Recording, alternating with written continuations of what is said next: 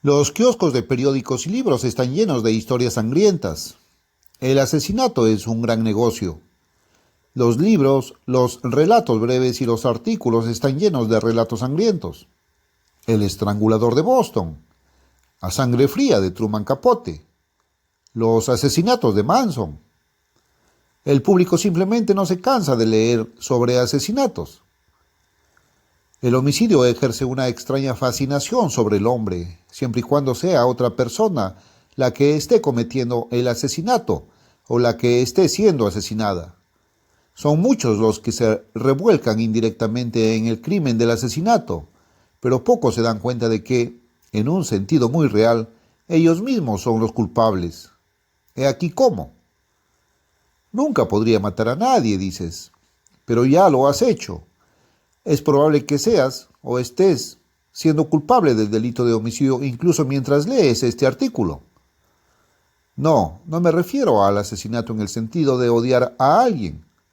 Sí, el odio es, de hecho, una actitud asesina. Primera de Juan 3:15. Pero no es de eso de lo que estoy hablando aquí. Tú y yo somos tan culpables de asesinato como si hubiéramos hundido un cuchillo en la espalda de alguien o le hubiéramos disparado a otro ser humano en la cabeza con una pistola Magnum 38. ¿Y quién es tu víctima? ¿Mi víctima? ¿Te preguntarás? Jesucristo, el Hijo de Dios, es la víctima. Pero Cristo fue asesinado hace siglos por una turba de soldados romanos, dice usted. ¿Cómo podría yo ser el culpable de eso? Probablemente eso es lo que también pensaban en aquel entonces las personas que escuchaban un sermón pronunciado por el apóstol Pedro. Pero observe lo que Pedro dijo a esta multitud mixta de visitantes de Jerusalén. Varones israelitas, escuchen estas palabras. Jesús el Nazareno, varón aprobado por Dios entre ustedes con milagros, prodigios y señales que Dios hizo entre ustedes por medio de él, tal como ustedes mismos saben, a este, entregado por el plan predeterminado y el previo conocimiento de Dios, ustedes lo clavaron en una cruz por manos de impíos y lo mataron. Hechos 2, 22, 23. Aquí había israelitas que visitaban Jerusalén desde todo el imperio romano, versículos del 9 al 11, y Pedro los estaba acusando del asesinato de Jesucristo. ¿Cómo podía salirse con la suya con una acusación tan absurda? Tampoco fue un simple desliz de la lengua. Jesús lo dijo de nuevo en el versículo 36. Sepa pues con certeza toda la casa de Israel que a este Jesús a quien vosotros crucificasteis, Dios le ha hecho Señor y Cristo. Más tarde, en otra ocasión, Pedro y Juan estaban participando en las oraciones formales del templo alrededor de las 3 de la tarde. Se encontraron con un hombre cojo que era llevado todos los días al templo para pedir limosna. Hechos 3, 1, 2. El hombre pidió a los dos apóstoles una contribución, pero ellos no tenían nada para dar. En cambio, en el nombre de Jesucristo, ordenaron al cojo que se levantara y caminara. Versículos del 3 al 6. El hombre estaba tan eufórico por su buena suerte que comenzó a saltar y a alabar a Dios. Versículo 8. Naturalmente, esto atrajo mucha atención. La gente en el templo se reunió, asombrada, alrededor de los dos apóstoles. Pedro sintió inmediatamente que la gente estaba atribuyéndoles la curación del hombre a ellos en lugar de a Dios. Habló con firmeza y dijo: el Dios de Abraham, de Isaac y de Jacob, el Dios de nuestros padres, ha glorificado a su Hijo Jesús, a quien vosotros entregasteis y negasteis delante de Pilato, cuando éste había resuelto ponerle en libertad. Versículo 13. Pedro no estaba culpando solo a su generación, sino a toda la humanidad. Hechos 2 del 8 al 11. Estaba diciendo que toda la raza humana es culpable de la muerte del Hijo de Dios. ¿Cómo es esto posible? ¿Participó todo el mundo a sabiendas en la muerte de Jesucristo? De ninguna manera. Ahora bien, hermanos, sé que por ignorancia habéis actuado, lo mismo que vuestros gobernantes. Hechos 3:17. Sin embargo, ¿Cómo podemos nosotros en este moderno siglo XX, tan alejados en el espacio y en el tiempo del acontecimiento de la crucifixión, ser responsables del asesinato de Jesucristo? La historia de Adán arroja luz sobre esa pregunta tan importante. Adán fue el primer hombre creado, fue el prototipo de toda la raza humana. Tal como lo hizo Adán, así lo haría la humanidad. Adán fue el que marcó el camino para todos los que lo seguirían. Cuando Dios creó inicialmente a Adán y a su esposa Eva, les dio ciertas instrucciones muy explícitas. Entonces el Señor Dios tomó al hombre y lo puso en el huerto de Edén, para que lo cultivara y lo cuidara. Y mandó el Señor Dios al hombre, diciendo: de todo árbol del huerto podrás comer, pero del árbol de la ciencia del bien y del mal no comerás, porque el día que de él comas, ciertamente morirás. Génesis 2, 15, 16. El mandato era sencillo y el castigo por violarlo era claro. Adán podría ser condenado a muerte si violaba el edicto divino. Casi todo el mundo conoce la historia de la serpiente que tentó a Eva. El relato se encuentra en Génesis 3. La serpiente, en realidad, Satanás, Apocalipsis 12:9, usando una criatura serpentina como medium, engañó a Eva para que comiera del fruto prohibido.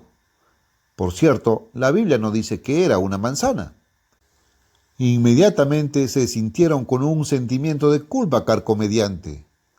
La pareja recién creada se escondió de la presencia de Dios en el follaje del jardín. Génesis 3, 7, 8. Dios luego exigió que las tres partes culpables rindieran cuentas. Primero le preguntó a Adán, versículo 9, ¿dónde estás? No es que Dios no lo supiera ya.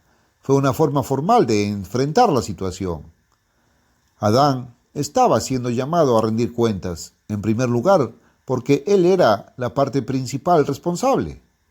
Dios había dado el mandamiento original directamente a Adán. Era su deber asegurarse de que tanto él como la mujer lo cumplieran. Adán no cumplió con su deber. Dios luego se dirigió a la mujer, versículo 13. Ella le pasó el dinero, o peso, rublo, libra o franco, a la serpiente. Dios luego confrontó a la serpiente, versículos 14 y 15. Ambos fueron hallados culpables. Cada uno fue maldecido de alguna manera. Después de que se cumplieron las formalidades del juicio, Dios expulsó a Adán y Eva de su presencia. Y el eterno Dios lo echó del huerto de Edén para que labrase la tierra de que fue tomado y echó fuera al hombre. Versículos 23 y 24. Este relato contiene mucho más de lo que parece a primera vista. No es una mera fábula infantil. Todo este relato es una declaración definitiva del estado espiritual del hombre ante su Creador. Adán había estado en comunión con Dios en el huerto. Había existido en un estado de inocencia con Dios, en una íntima comunión. Había caminado juntos en la exuberante belleza del huerto del Edén. Versículo 8. Entonces entró el pecado y con él la muerte. Adán quedó separado de Dios por su desobediencia.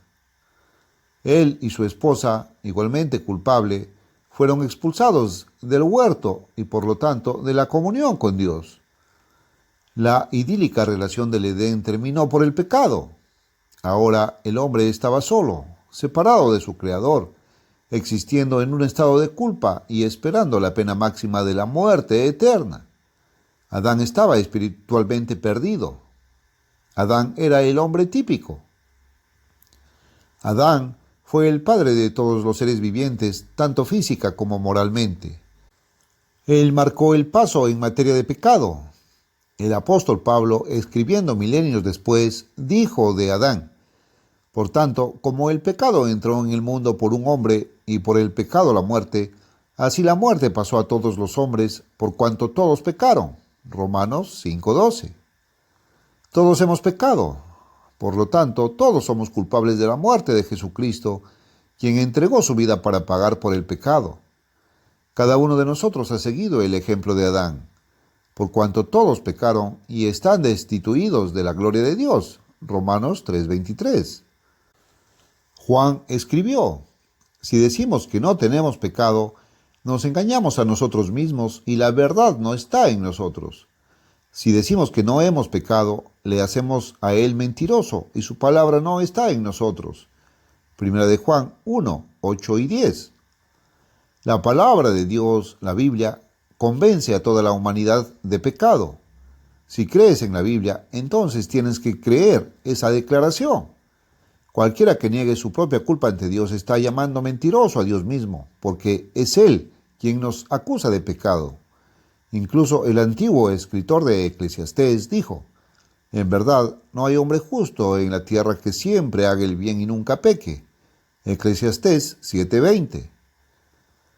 Todos hacemos el bien de vez en cuando, pero nadie es consistentemente bueno todo el tiempo. Cada uno de nosotros falla en vivir a la altura del estándar divino de justicia en algún momento. Aquellos que dicen que no son culpables de fracaso moral y espiritual son ellos mismos culpables de justicia propia, lo cual es en sí mismo un pecado. Una vez que usted se da cuenta de que es un pecador, entonces también debe aceptar el hecho de que es culpable de la sangre de Jesucristo. Su pecado, incluso si nadie más hubiera pecado, habría requerido la muerte de Jesucristo. Usted es condenado por asesinato por la palabra de Dios. ¿Por qué? Sin derramamiento de sangre no hay perdón. Hebreos 9:22. Recuerden, Dios le había dicho a Adán que el día que violó el mandamiento divino era como si estuviera muerto. Pecar es incurrir en la pena de muerte, la muerte eterna. Y todo ser humano que haya respirado ha pecado. Por lo tanto, toda la humanidad en Adán está perdida sin esperanza. Todos estamos en el corredor de la muerte, espiritualmente hablando.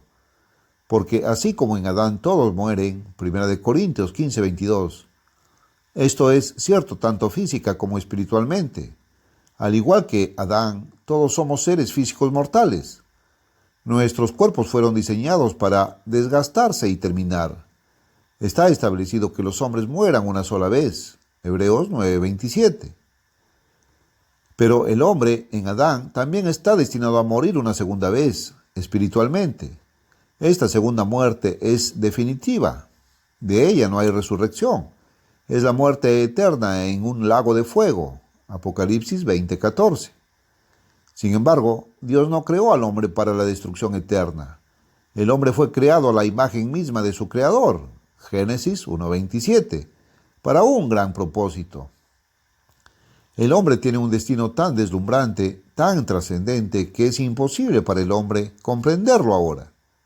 Así leemos: antes bien, como está escrito, cosas que ojo no vio, ni oído oyó, ni han subido en corazón de hombre, son las que Dios ha preparado para los que le aman. 1 Corintios 2:9. La humanidad por naturaleza no puede comprender lo que Dios pretende hacer con el hombre, pero podemos saber una cosa: Dios no nos creó para ser destruidos, porque Dios encerró a todos en desobediencia para tener misericordia de todos. Oh, profundidad de las riquezas de la sabiduría y de la ciencia de Dios. Cuán insondables son sus juicios e inescrutables sus caminos. Romanos 11, 32 y 33. Dios quiere que el hombre sea salvo, salvo de la muerte eterna y salvo para un destino brillante e inescrutable. El hombre está separado de Dios por sus propios pecados. Dios dice por medio de Isaías: pero vuestras iniquidades han hecho división entre vosotros y vuestro Dios, y vuestros pecados han hecho ocultar de vosotros su rostro para no oír. Isaías 59:2. Existe un gran abismo entre el hombre natural y su creador. Se ha producido un alejamiento. El hombre está en desacuerdo con su Hacedor a causa del pecado, porque la mente puesta en la carne es enemiga de Dios, porque no se sujeta a la ley de Dios, ni siquiera es capaz de hacerlo. Romanos 8:7. Sin embargo, separado de Dios, el hombre no puede tener vida eterna. En última instancia, debe pagar la pena final por el pecado, la muerte eterna, porque la paga del pecado es muerte. Romanos 6:23. El hombre, separado de Dios, está total y finalmente perdido. En Adán, el hombre está en fase terminal. Pero Dios, en Cristo, ha provisto una salida. A través de Cristo, el hombre puede ser salvo. El hombre no tiene que pagar esa pena máxima porque Cristo la pagó por él. En la Biblia, Cristo es llamado el Cordero de Dios, Juan 1, 29 y 36. Él se convirtió en una ofrenda por la culpa, por nosotros, Isaías 53, 10. Por causa de tus pecados y los míos, Él se derramó hasta la muerte y fue contado con los transgresores, habiendo Él llevado el pecado de muchos y orado por los transgresores, Isaías 53, 12. Cristo, como el Cordero sacrificial de Dios, tomó sobre sí nuestra culpa y pagó la pena de muerte en nuestro lugar. Tenía que hacerse, y solo su vida valía más que la suma de toda la vida humana pasada, presente y futura. Solo Él podía haber realizado este increíble acto sacrificial. Cuando Jesucristo de Nazaret, el mismo Hijo de Dios, el Salvador, el Mesías, el Cordero de Dios, colgó de ese instrumento de madera para la muerte, sangrando y sufriendo por sus muchas heridas, lo hizo porque tú y yo hemos pecado. Jesucristo realizó ese acto más noble y amoroso una vez en el tiempo y en el espacio por toda la humanidad. Fue el mayor acto de amor en la historia, el sacrificio más noble. Cuando escupieron a Jesús, lo golpearon en la cabeza y el cuerpo con un látigo cruel. Lo golpearon con varas, lo maldijeron, lo ridiculizaron, lo burlaron y se rieron de él. Fue porque tú y yo imitamos a nuestro antepasado Adán y pecamos. Cuando el humilde carpintero de Nazaret experimentó el dolor abrasador de los clavos toscamente tallados que le quemaban la carne de las manos y los pies, al fijarlo a ese horrible instrumento de muerte, el crucifijo, fue porque tú y yo lo pusimos allí. Tus pecados crucificaron a Jesús, los míos lo hicieron. Mientras los soldados romanos jugaban por la posesión de las vestiduras de Cristo y las moscas revoloteaban alrededor de su cuerpo torturado, alimentándose de sus muchas heridas mientras colgaba sobre la tierra, sus pensamientos no estaban en él mismo, sino en ti y en mí. Jesús decía: Padre, perdónalos porque no saben lo que hacen. Lucas 23:34. Lo hicimos sin saberlo. Sin embargo, no somos menos culpables. Matamos a Cristo, cada uno de nosotros. Todos somos responsables de su muerte. Cada uno de nosotros la hizo necesaria. Todos somos culpables de asesinato. Pero incluso esa culpa puede ser eliminada en Cristo. Todos los que vienen a Cristo con fe pueden ser perdonados. Dios no quiso que el hombre se perdiera en el análisis final, porque el Hijo del Hombre vino a buscar y a salvar lo que se había perdido. Lucas 19:10. El mismo Pablo le dijo al joven evangelista Timoteo, palabra fiel y digna de ser recibida por todos, que Cristo Jesús vino al mundo para salvar a los pecadores, entre los cuales yo soy el primero. Primera de Timoteo 1:15. Ese magnífico acto sacrificial realizado por Jesucristo es suficiente para borrar toda la culpa humana colectiva de los siglos.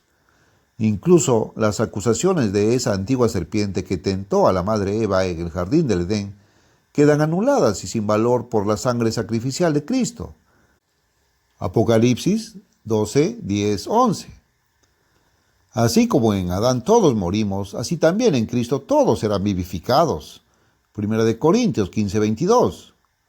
¡Qué maravillosa garantía! ¡Qué magnífico regalo de Dios! En Adán todos somos pecadores, culpables del asesinato de nuestro Salvador. Pero en nuestro Salvador, en Cristo, somos hechos inocentes. Por medio de Él podemos ser reconciliados con Dios. Podemos entrar nuevamente en una relación con Dios en la que estamos libres de culpa. Ya no hay condenación para los que están en Cristo Jesús. Romanos 8:1. En Cristo y en su sacrificio, nuestra culpa es eliminada. Dios ha ejercido misericordia para cumplir su propósito al crear a la humanidad. Por medio de Cristo, todo ser humano que esté dispuesto a dar un paso en la dirección de Dios puede ser reconciliado con su Creador. Sin embargo, nadie puede venir a mí si el Padre no lo trajere. Juan 6:44. Por lo tanto, difícilmente podemos escapar a la conclusión de que si los individuos son expuestos al conocimiento de la verdad, Y si son convencidos por ese conocimiento, Dios en verdad los está atrayendo.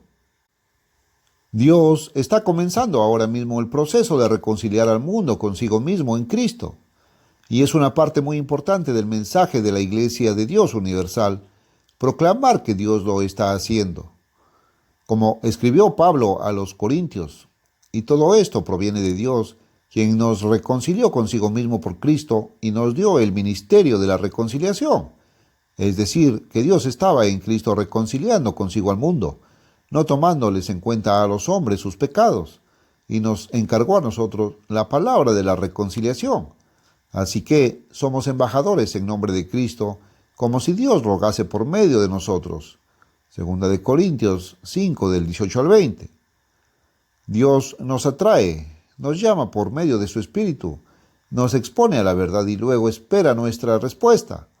Por eso, Pablo dijo en el resto del pasaje citado anteriormente: os rogamos en nombre de Cristo, reconciliaos con Dios. Al que no conoció pecado, por nosotros lo hizo pecado. Versículos 20 y 21. La reconciliación y la salvación que la acompañan no son automáticas. Dios espera que los pocos que ahora están llamados respondan con acciones positivas. Los que están llamados deben responder a ese llamado. Cada uno de nosotros ha sido convencido de pecado por la palabra de Dios. Cada uno de nosotros es culpable de la muerte de Jesucristo, de su asesinato. Pero cada uno de nosotros puede reconciliarse con Dios y salvarse de la pena de muerte eterna por medio de Jesucristo.